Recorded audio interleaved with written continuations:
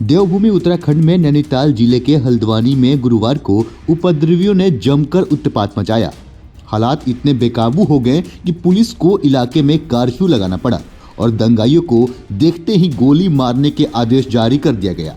इस हिंसा में अभी तक 2 लोगों की मौत हो गई है और 100 से अधिक पुलिसकर्मी घायल बताए जा रहे हैं। पूरे मामले पर प्रकाश डाले तो पुलिस प्रशासन की टीम हल्द्वानी के बनभुलापुर क्षेत्र में अवैध निर्माण से निर्मित मदरसा एवं मस्जिद को हटाने गई थी। जैसा कि कार्रवाई शुरू हुई, बड़ी संख्या में महिलाओं सहित गुस्साए स्थानीय निवासी कार्रवाई का विरोध करने के लिए सड़कों पर उतर आए और बैरिकेडिंग तोड़ते हुए विध्वंस की कार्रवाई में लगे पुलिसकर्मियों के साथ बहस करते देखा गया। जिसके बाद जिस समय जेसीबी का एक्शन चल रहा था उसी समय विवाद हो गया और नारेबाजी करने के बाद पथराव तक की नौबत आ गई।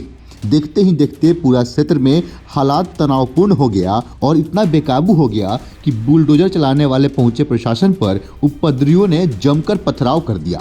पुलिस ने आक्रोशित लोगों को शांत करने के लिए आंसू गैस के गोले दागे, लाठीचार्ज किया, तब बवाल और बढ़ गया। बवाल थमने की जगह बढ़ता ही गया। इसके बाद आनन फानन में रामनगर से अतिरिक्त फोर्स बुलाई गई और बनभुलपुरा पहुंचने के बाद पुलिस ने फिर मोर्चा संभाल लिया, जिसके बाद मामला बढ़ने लगा। बवाल करने वालों ने थाने में आगजनी तक कर दी और दर्जनों गाड़ियों को फूंक दिया। बवाल के बाद अब पूरे इलाके में कर्फ्यू लगा दिया गया है और उपद्रवियों पर एक्शन लिया जा रहा है। प्रशासन और सरकार दावा कर रहे हैं कि हाईकोर्ट के आदेश के बाद ही अतिक्रमण हटाने का फैसला लिया गया और उस पे काम शुरू किया गया। कांग्रेस ने कहा है कि दोनों पक्षों को धैर्य से काम लेना चाहिए और शांति माहौल स्थापित करनी चाहिए। वहीं घायल पुलिसकर्मियों को एम्बुलेंस से अस्पताल पहुंचाया गया है और उनकी हालत खतरे से बाहर बताई जा रही है।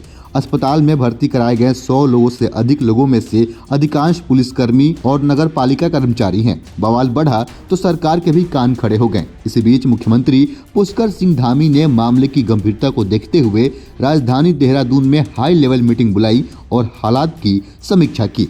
इस बैठक में तय किया गया कि दंगाइयों को देखते ही गोली मार दिया जाएगा।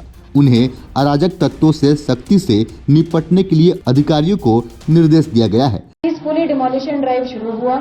प्रिवेंशन के लिए फोर्स लगाई गई, अतिक्रमण की कार्रवाई के लिए जितनी फोर्स रिक्वायर्ड होती है वो लगाई गई, लेकिन कुछ अराजक तत्वों के द्वारा अनप्रोवोक्ड, अनहार्म्ड, अनटच्ड तरीके से पूरी कार्रवाई होने के बाद भी बड़ी मात्रा में with in half an hour इकट्ठा होकर जो है हमारी जो टीमें हैं नगर निगम की, उन पर पहला अटैक किया गया पत्थरों के माध्यम से।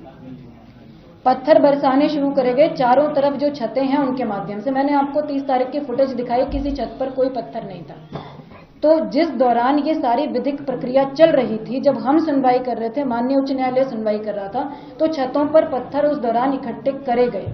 इसका मतलब इट वाज प्लान्ड कि जिस दिन भी डिमोलिशन ड्राइव होगी हम उस दिन इस तरह से फोर्सेस को अटैक करेंगे, इस तरह से डिमोरलाइज करने की कोशिश करेंगे स्टेट मशीनरी को।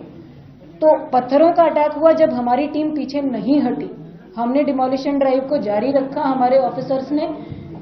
उसके बाद जब पहली मॉब जो आई पत्थरों के साथ, उनको डिस्बर्स कर दिया गया, तो दूसरी मॉब आई जिनके हाथों में पेट्रोल बम थे, जो फ्यूल होता है उसकी प्लास्टिक की बॉटल्स थी, उसमें उन्होंने आग लगा कर फेंकी। आप लोगों ने वीडियो फुटेज में भी देखा, आप लोग अभी तक सब कवर भी कर चुके हैं।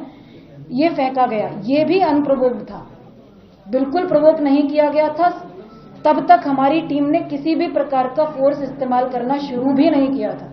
दे were busy in demolishing the structure. बाकी इस पे आपकी क्या राय है? अपने हिस्से का राय हमें कमेंट बॉक्स में अवश्य बताएं। क्या हो गया है देवभूमि को?